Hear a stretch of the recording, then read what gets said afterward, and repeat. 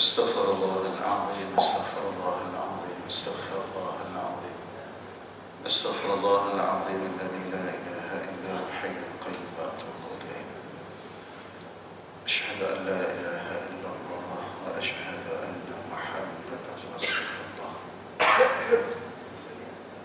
اللهم صل على سيدنا محمد وعلى آل سيدنا محمد اللهم صل على سيدنا محمد وعلى آل سيدنا اللهم صل على سيدنا محمد وعلى آل سيدنا محمد اللهم صل على سيدنا محمد وعلى آل سيدنا محمد اللهم صل على سيدنا محمد وعلى آل سيدنا محمد اللهم صل على سيدنا محمد وعلى آل سيدنا محمد اللهم صل على سيدنا محمد وعلى آل سيدنا محمد اللهم صل على سيدنا محمد وعلى آل سيدنا محمد اللهم صل على سيدنا محمد وعلى آل سيدنا محمد اللهم صل على سيدنا محمد وعلى آل سيدنا محمد كما باركت على سيدنا إبراهيم وعلى آل سيدنا إبراهيم وبارك على سيدنا محمد وعلى آل سيدنا محمد كما باركت على سيدنا إبراهيم وعلى آل سيدنا إبراهيم بالعالمين إنك حميد مجيد. إلى حضرة النبي المصطفى رسول الله صلى الله عليه وسلم وآله وأصحابه الكرام ومن والاه شؤون الله لهم الفاتحة. أعوذ بالله من الشيطان الرجيم بسم الله الرحمن الرحيم الحمد لله رب العالمين الرحمن الرحيم مالك يوم الدين إياك نعبد وإياك نستعين اهدنا الصراط المستقيم صراط الذين أنعمت عليهم غير المغضوب عليهم ولا الضالين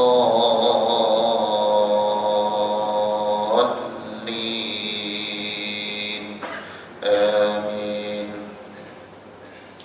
أعوذ بالله من الشيطان الرجيم بسم الله الرحمن الرحيم الحمد لله رب العالمين والصلاة والسلام على أشرف الأنبياء والمرسلين وعلى آله وصحبه أجمعين. سبحانك لا علم لنا إلا ما علمتنا إنك أنت العليم الحكيم. قال رب اشرح لي صدري ويسر لي أمري واحلل عقدة من لساني يفقه قولي. يا فتاح يا عليم افتح قلوبنا فتوح العارفين. جزا الله عنا سيدنا محمدا صلى الله عليه وسلم ما هو أهله. اللهم حبب نبيك محمدا صلى الله عليه وسلم فينا. رب أوزعني أن أشكر نعمتك التي أنعمت علي وعلى والدي وأن أعمل صالحا ترضاه وأصلح لي في ذريتي إني تبت إليك وإني من المسلمين. لا حول ولا قوة إلا بالله العلي العظيم. أما بعد. Yang saya muliakan Tuan Imam, Tuan Bilal, Ahli Jawatan Kuasa Surah Al-Radah, seterusnya kepada Tuan-Tuan Haji, Puan-Puan Hajah, Tuan-Tuan Guru, Muslimin, Muslimat, sidang jamaah yang dimuliakan Allah Subhanahu wa Ta'ala. Assalamualaikum warahmatullahi wabarakatuh. Apa khabar semua? Sihat, Alhamdulillah. Alhamdulillah, pertama dan selamanya kita tidak putus-putus merafakkan syukur kehadrat Allah Subhanahu wa Ta'ala kerana dengan limpahan rahmat kasih sayang Allah pada hari ini Allah jemput kita sekali lagi untuk kita hadir dalam rumah Allah Subhanahu wa Ta'ala yang mulia ini, di samping rakan-rakan kita, sahabat-sahabat kita yang mulia, dan mudah-mudahan kita juga akan tergolong dalam golongan orang yang akan dimuliakan oleh Allah Subhanahu wa Ta'ala di atas muka bumi ini dan seterusnya di hari akhirat kelak. Dan kita juga mohon berdoa kepada Allah Subhanahu wa Ta'ala, mudah-mudahan keberadaan kita di dalam rumah Allah yang mulia ini, Allah Subhanahu wa Ta'ala terus menerus mengampunkan, memaafkan segala kesalahan kita, khususnya saya, begitu juga dengan tuan-tuan dan puan-puan yang dimuliakan Allah Subhanahu wa taala insyaallah. Dan kita juga bermohon dengan Allah Subhanahu wa taala, mudah-mudahan pertemuan kita pada malam ini Allah Subhanahu wa taala memberikan hidayah, taufik, inayahnya kepada kita, agar Allah Subhanahu wa taala mengurniakan kepada kita juga istiqamah. Ya, istiqamah untuk melakukan segala apa yang disuruh oleh Allah, dan kita meninggalkan apa sahaja yang dilarang oleh Allah Subhanahu wa taala.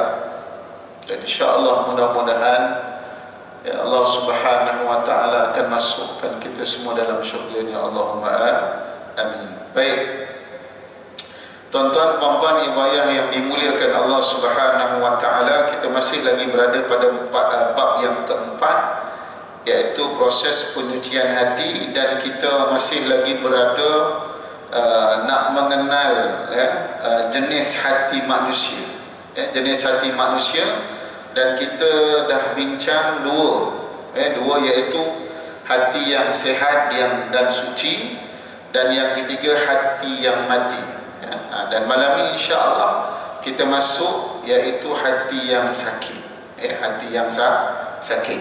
Jadi hati ini adalah hati yang dibicarakan oleh baginda Rasul sallallahu alaihi wasallam, sekadar ulangan, yang mana Nabi sallallahu alaihi wasallam beritahu kepada kita, ala inna fil jasadi mudghah idza salahat salahal jasadu kullu wa idza fasadat fasadal jasadu kullu ala wahyal qalb.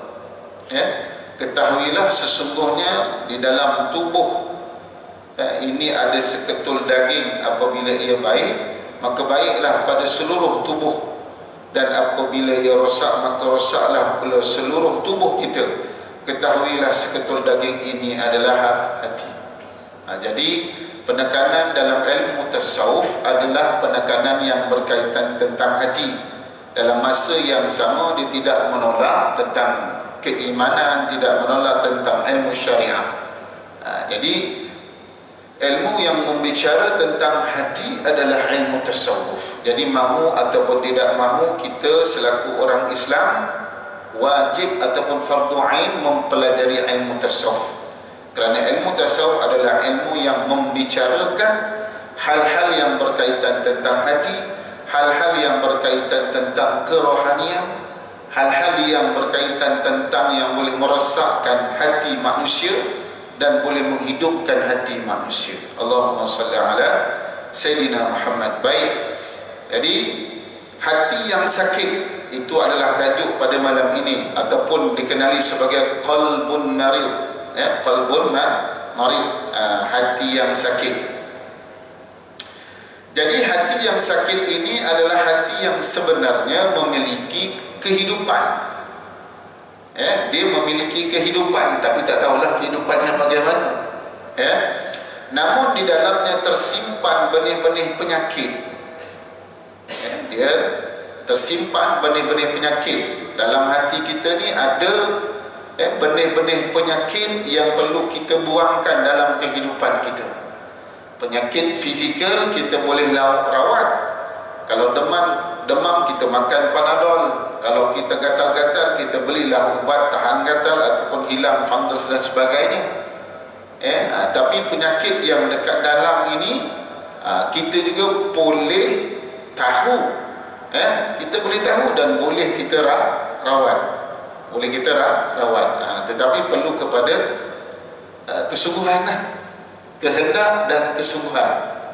InsyaAllah setiap penyakit ada ubatnya. Baik. Kadang-kadang ia berpenyakit dan kadang-kadang pula hidup secara normal. Ini adalah hati orang yang sakit, bergantung kepada ketahanan dan kekebalan hatinya. Hati orang yang sakit ni kejap dia okey, kejap dia sakit. Kejap dia okey, kejap dia tak okey. Kalau dia ngam dengan dia okey. Kalau dia tak ngam, dia tak okey.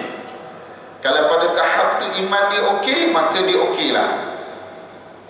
Jadi segala percakapan dia okey, segala tanggapan dia okey, segala persepsi dia okey. Sebab apa? Sebab iman menguasai hati dia. Tapi kalau penyakit itu menguasai dirinya, menguasai iman dia, maka dia dah tak okey. Dia tak okey, pandang pun dah tak okey, cakap pun dah tak okey, fikir pun dah tak okey, niat pun dah tak okey. Kerana apa? Kerana pada ketika itu dia mempunyai penyakit. Macam badan kita lah. Allahumma salli ala Muhammad. Kalau tengah sihat semua okey kan, tapi kalau tengah sakit macam mana? Semua tak okey walaupun okey kan? Semua tak okey walaupun okey. Sebab apa? Sebab tubuh badan kita tak sihat. Tubuh badan kita tak sihat. Hari ni saya diserang petang tadi, tiba-tiba kaki saya sakit. Mungkinlah uric acid saya naik sikit kot. Tu yang terdekut. Dia nak mendatangkan, salah makan sikit, tu dia. Nak kata kronik tak kronik, tapi sakit lah. Jadi makanlah ubat yang boleh mengurangkan, boleh mengurangkan, mengurangkan sakit. Kalau boleh menyembuhkan, alhamdulillah. Bila semayang tadi pun, oh subhanallah, ingat akan kafarah dosa tu lega sikit. Ingat akan kafarah dosa tu lega sikit. Dia rasa tenang. Allah nak bagi apa? Allah nak bagi ingat akan kematian. Allah nak bagi ingat, mu ni bukan muda lagi, tua dah. Gitu. Dok fikir begitu. Itu juga peranan hati. Itu juga peranan hati. Orang yang hati sihat, orang yang hati mati, orang yang hatinya sakit, berbeza pandangan. Berbeza pandangan walaupun dia orang yang sama. Walaupun orang yang sama, tapi berbeza pandangan disebabkan oleh hati.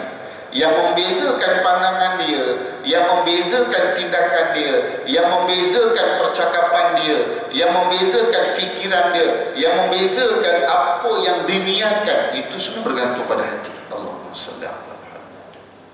Semua bergantung kepada hati. Baik, Allahumma salli ala Sayyidina Muhammad. Sebab itulah dia bergantung kepada ketahanan dan kekebalan hatinya.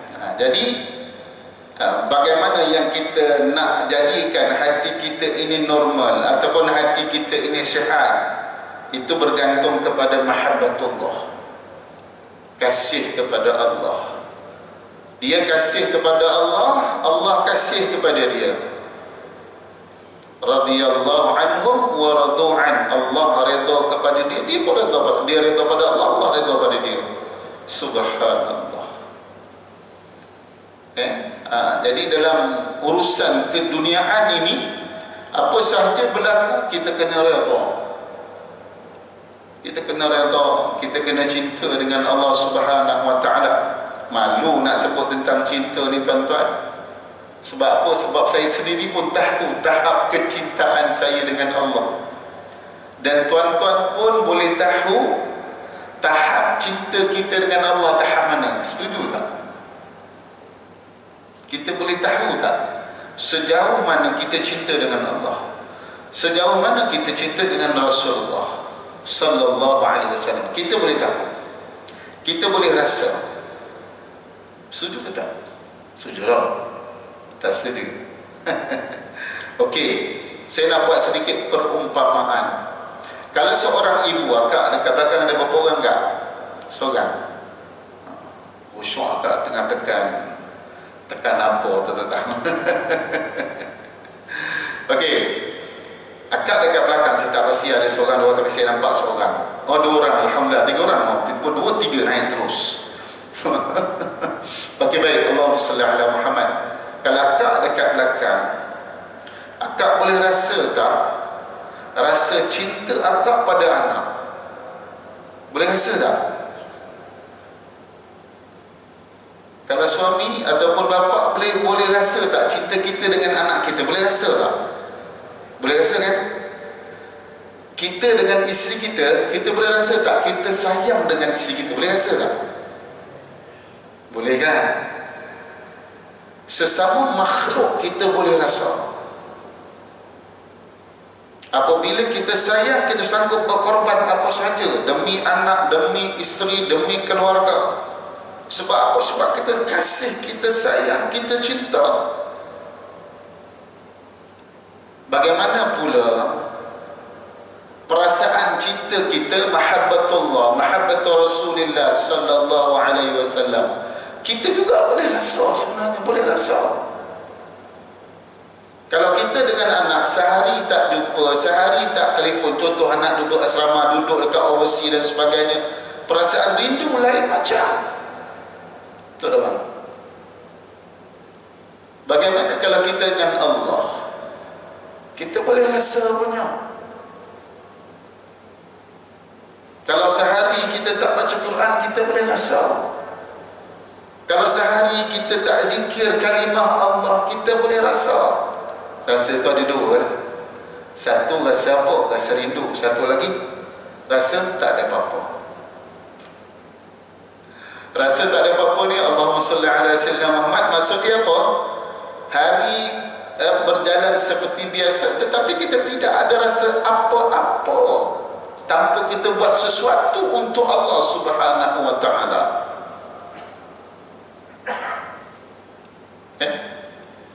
Bila tidak ada rasa apa-apa, hati sakit, hati tegang sakit. Jadi sebab itulah mahabbatullah antara cara bagaimana kita nak menjadikan hati kita ini kebal, hati kita ini bertahan untuk cinta kepada Allah Subhanahu wa ta'ala, agar kita tidak tergolong dalam golongan orang yang hatinya sakit. Allahu Akbar. Dalam surah Al-Baqarah, fi qulubihim marad fazadahumullahu marada, di dalam hatinya ada penyakit, Allah tambahkan lagi penyakit yang ada dalam dirinya. Walahum azabun alimun bima kanu yakdzibun, dan untuk mereka itu azab yang pedih. Na'udzubillah min zalik. Jadi sebab itulah kita boleh rasa hati kita bagaimana. Baik, mahabbatullah, beriman kepada Allah Subhanahu wa ta'ala, ikhlas dan tawakal adalah makanan yang akan menghidupkan hati yang sakit ataupun hati yang mati. Beriman kepada Allah, beriman kepada Allah. Iman ni yakin, percaya dan yakin. Ada orang dia yakin dengan makhluk, dia bukan yakin dengan Allah.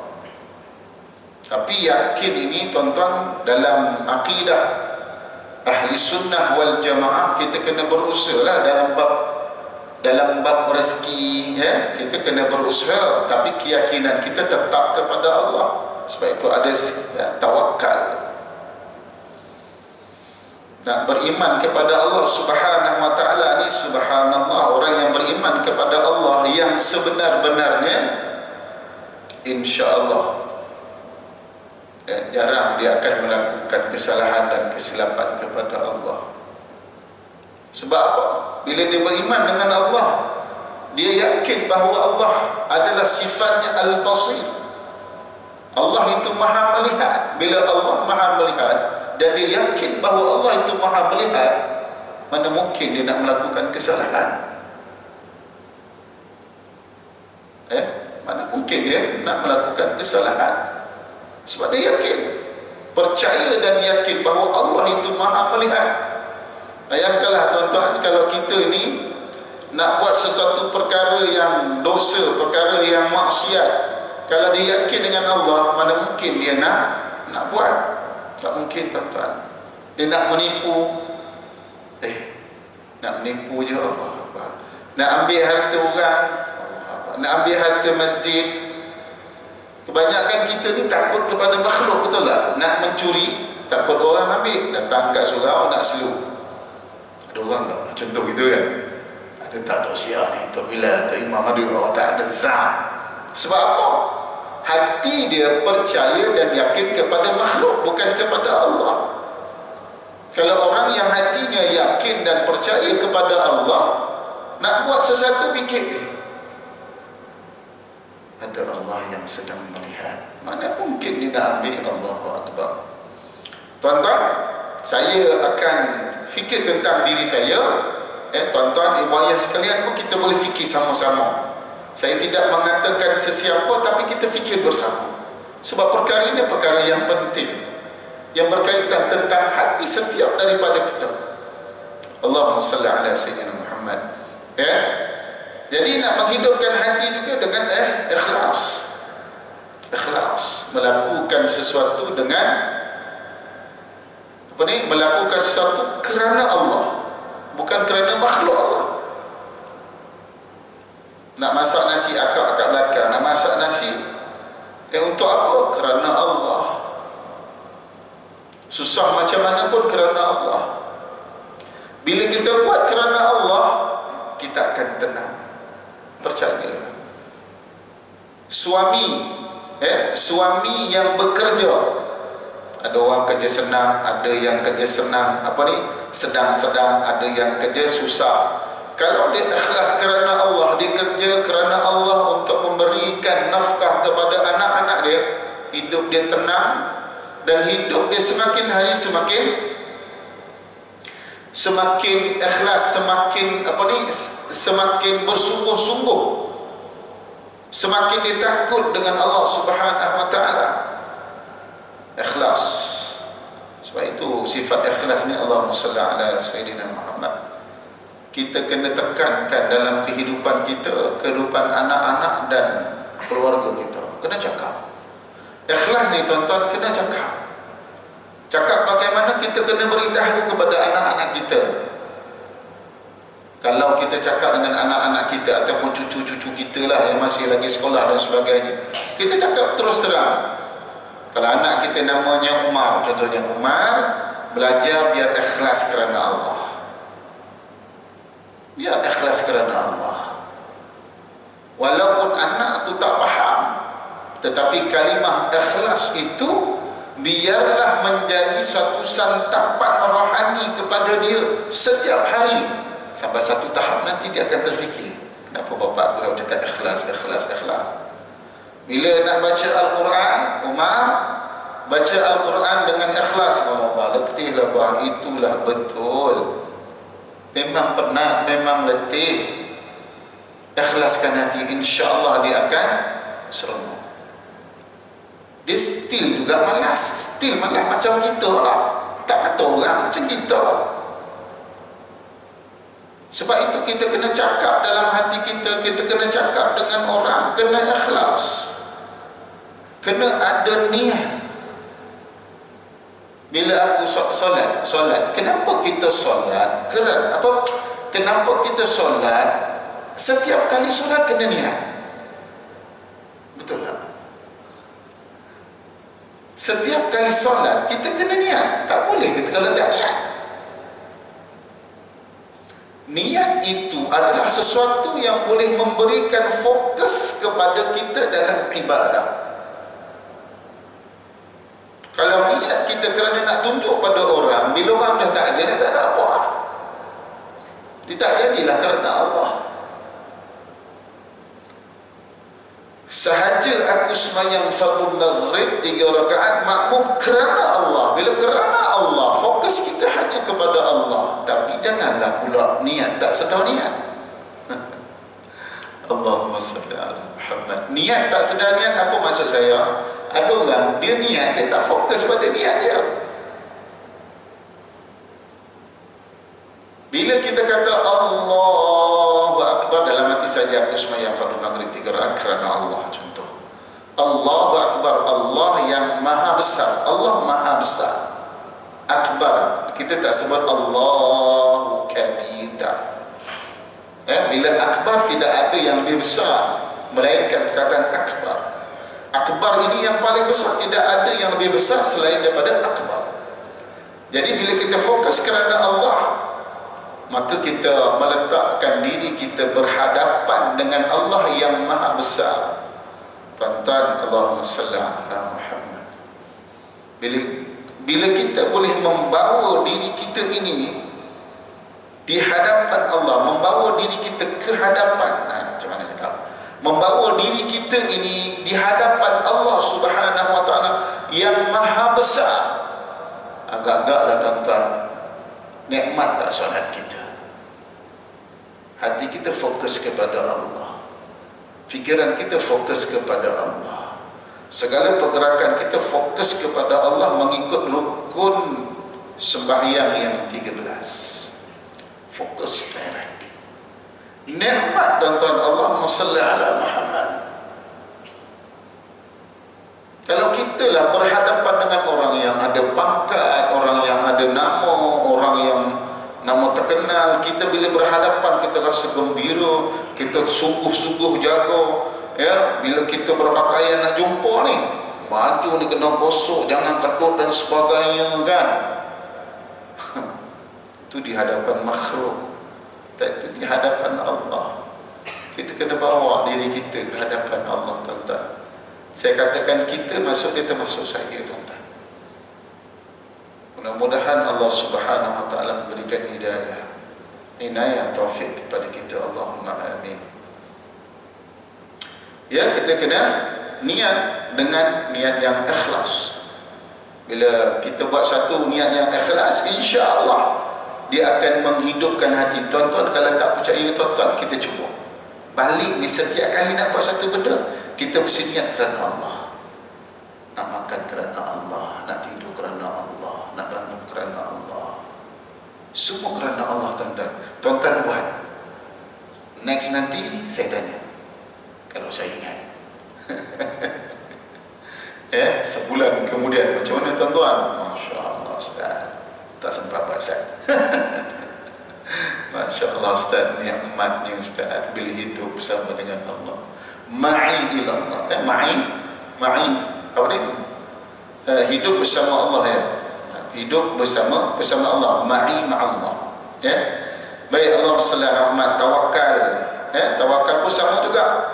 Ya, tawakal. Tawakal ni apa, tuan-tuan? Kita serahkan segala urusan kita ini kepada Allah Subhanahu wa taala setelah kita melakukan satu perkara itu dengan sebenarnya.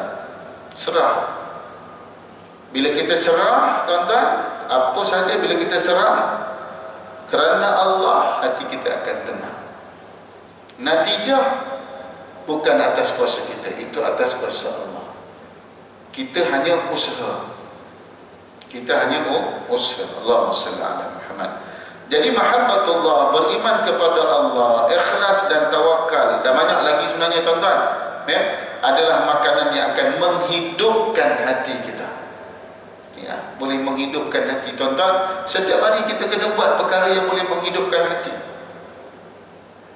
Semakin kita rasa akrab dengan Allah, semakin kita rasa seronok beribadah, ketahuilah pada ketika itu, tuan-tuan, hati kita sedang hidup. Begitulah sebaliknya. Kalau kita masih lagi malas nak beribadah, walaupun dah umurnya 60 tahun, 70 tahun, 80 tahun, tuan-tuan, ketahuilah pada ketika itu hati kita masih lagi sakit, masih lagi malas nak berzikir, masih lagi lambat nak bangun subuh, masih lagi Allah Akbar, masih lagi malas nak baca Al-Quran, masih lagi Allah, ada lagi sifat dengki dan sebagainya, tuan-tuan. Ketahuilah pada ketika itu hati kita sedang sakit, walaupun tubuh badan kita ini kuat, tuan-tuan.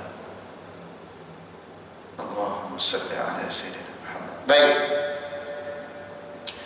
lebih mengutamakan dunia, cinta pada syahwat, tamak, hasad, takbur, ujub adalah racun yang menghancurkan kekebalan hati kita, bahkan boleh mematikan hati kita. Ini dia.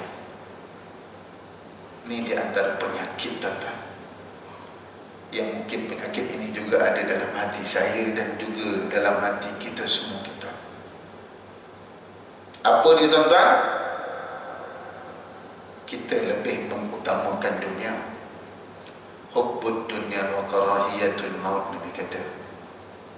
Ya, cinta dunia dan tidak bersedia untuk menghadapi kematian. Mengutamakan dunia, tuan-tuan, cinta dunia. Belaka-belaka lah, tuan-tuan, termasuk saya juga lah, kan. Bila sebut cinta dunia ni, tuan-tuan, bezanya tebal nipis je. Tebal nipis je, tuan-tuan. Ya, tebal nipis. Saya tadilah dalam kereta anak saya tanya, saya cerita tentang kekayaan dengan anak-anak saya dalam kereta. Lepas tu saya kata Nabi SAW kaya. Tiba-tiba anak saya yang kecil sekali tu darjah 2. Tuan-tuan, bukan saya nak banggakan anak saya, tak ada. Budak dia memang fikirnya begitu. Memang fikir budak macam tu. Standard, mana-mana macam tu kan.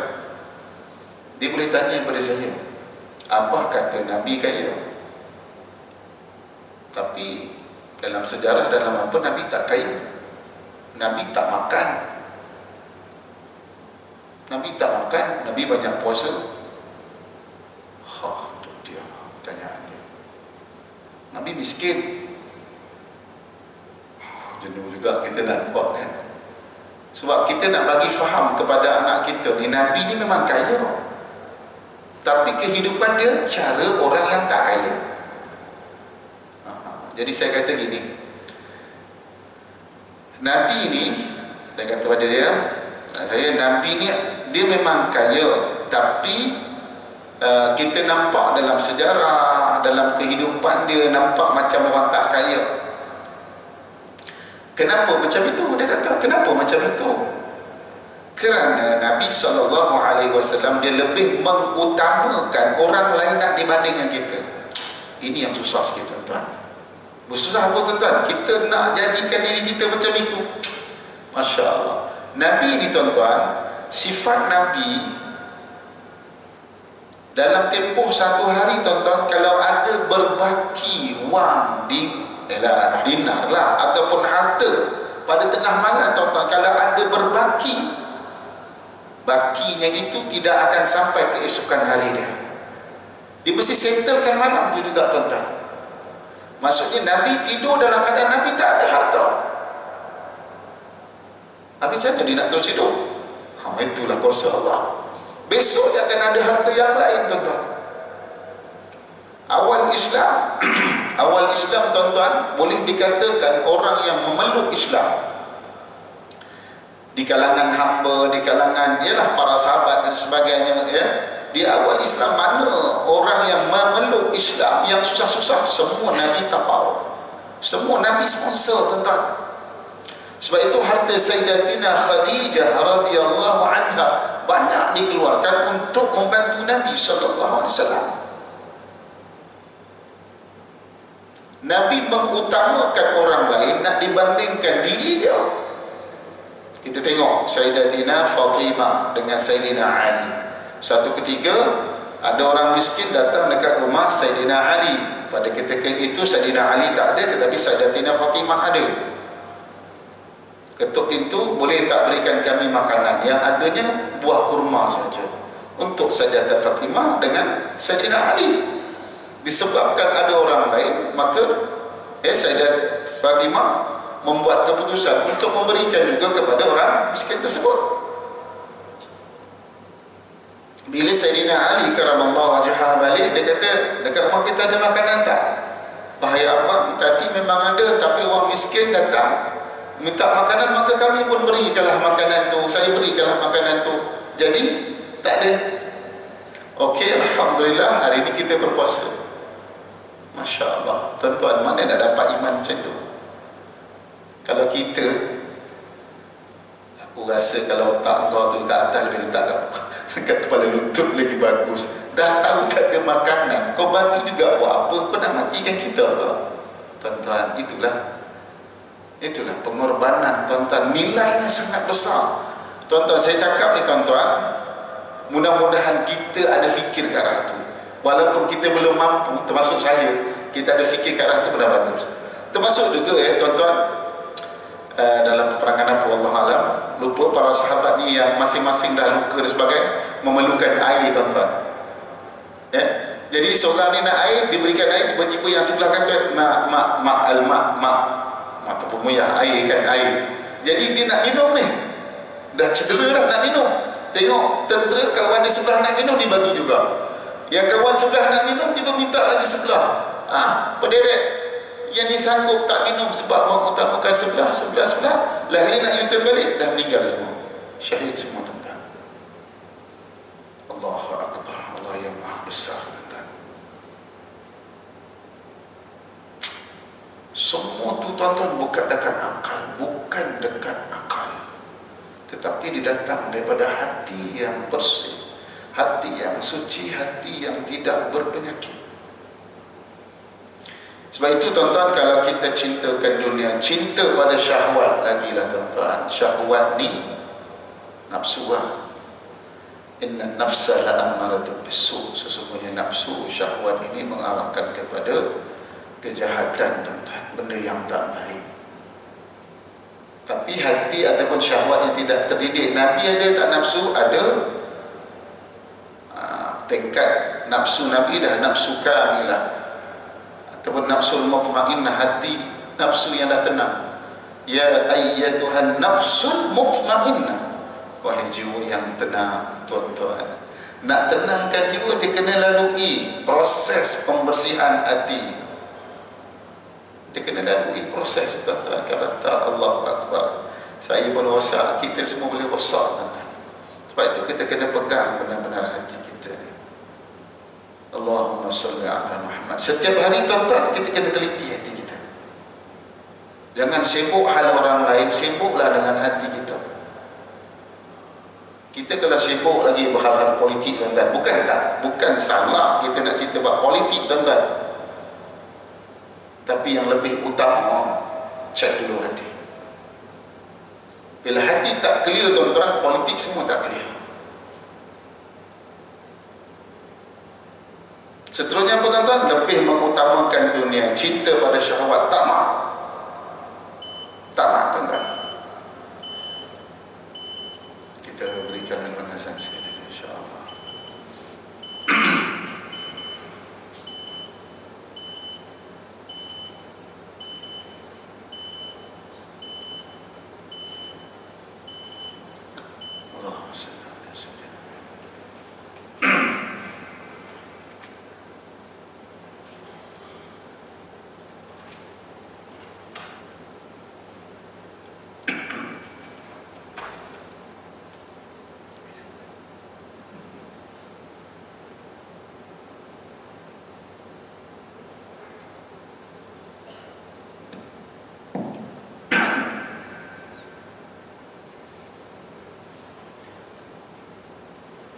Allahu Akbar, Allahu Akbar.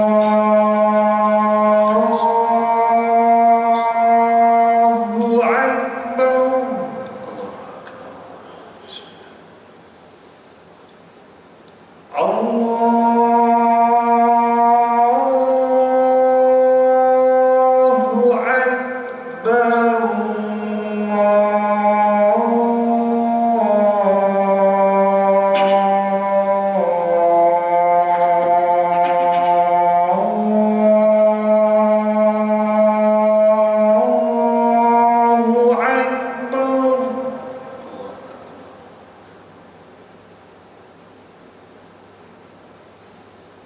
أشهد أن لا إله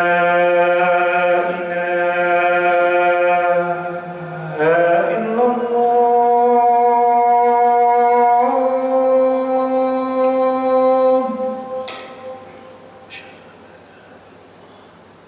أشهد أن لا إله إلا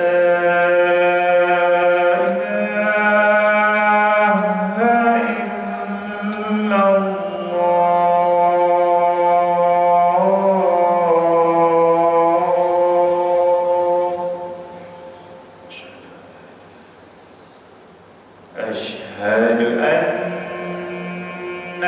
محمدًا رسول الله.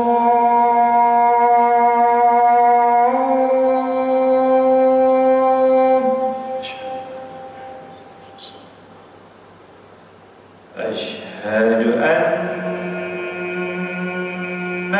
محمدًا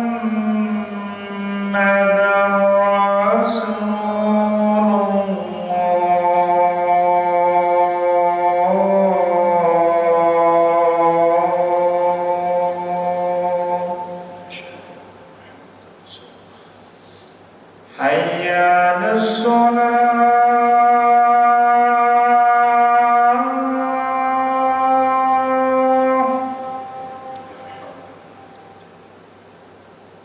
حي على الصلاة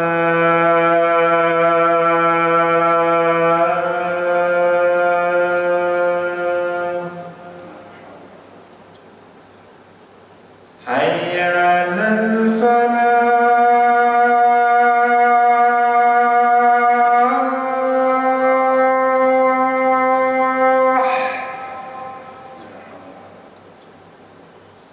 حي على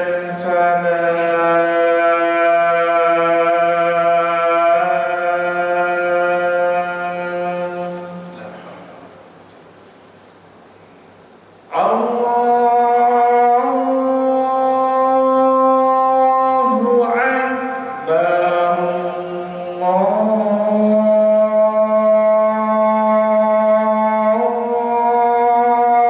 أكبر الله أكبر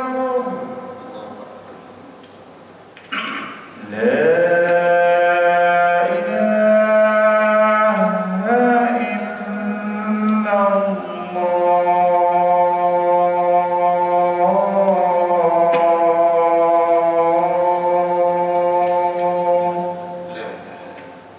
رسول الله صلى الله عليه وسلم. اللهم صل على سيدنا محمد وسلم. اللهم رب هذه الدعوات والصلاة القائمة سيدنا وبعث المقام المحمود إنك لا تخلف الميعاد. اللهم صل. Tuan-tuan puan-puan ibu ayah yang dimuliakan Allah Subhanahu wa taala.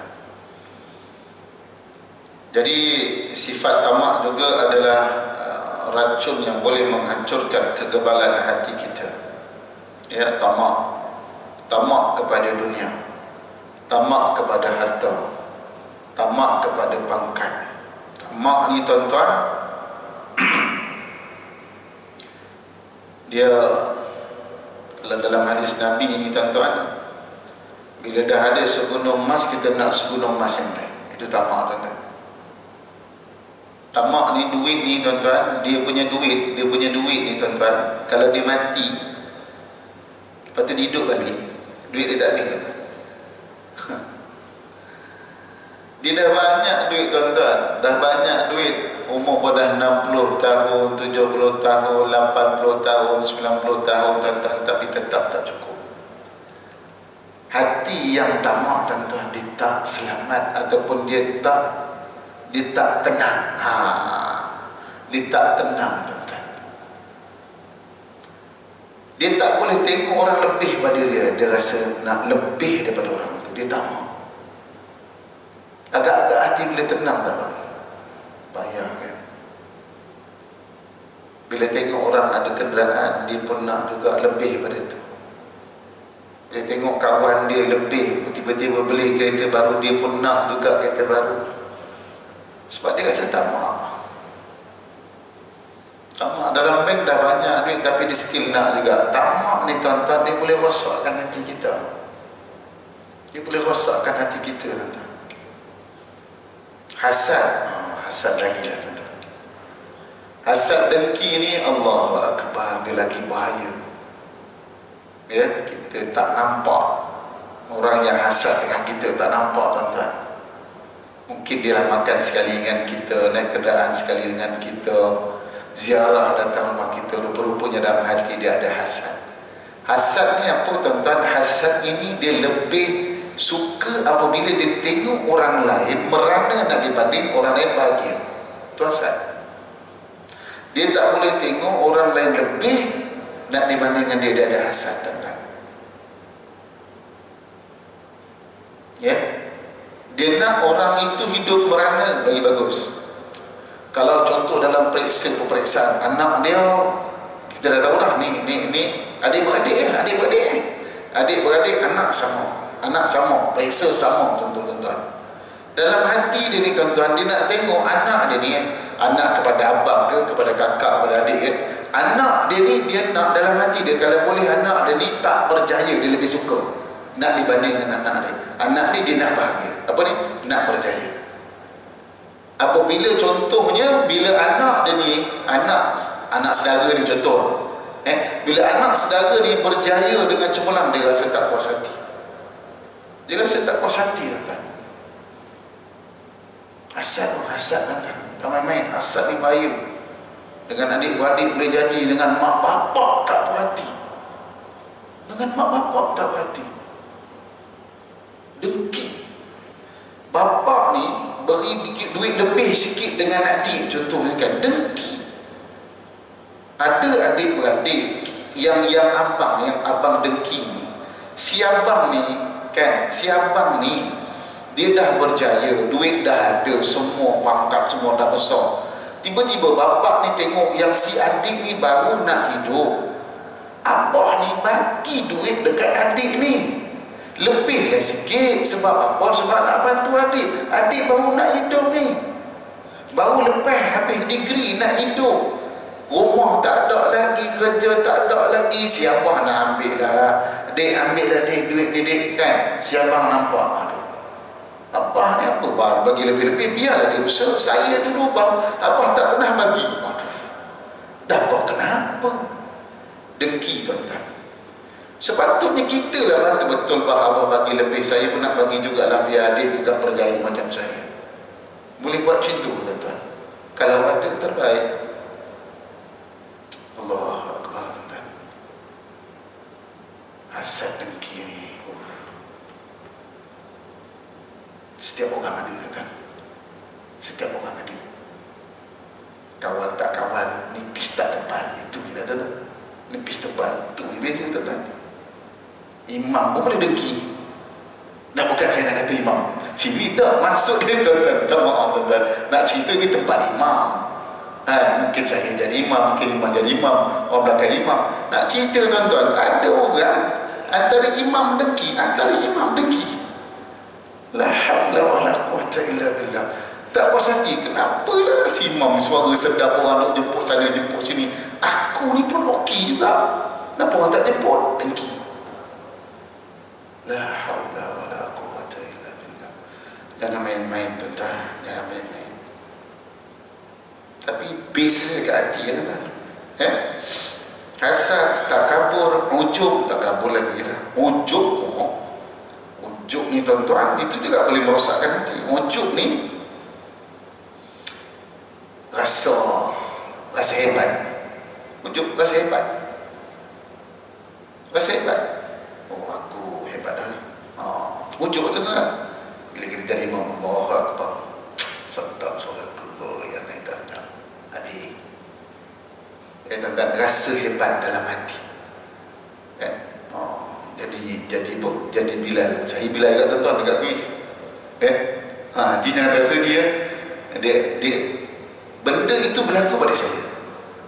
Bila kita azan, tiba-tiba keluar dia, sedap ustaz. Sedap ustaz. Azan sedap. Rasa ustaz azan sampai ke langit ustaz. Tak ada kan. Dalam hati ada.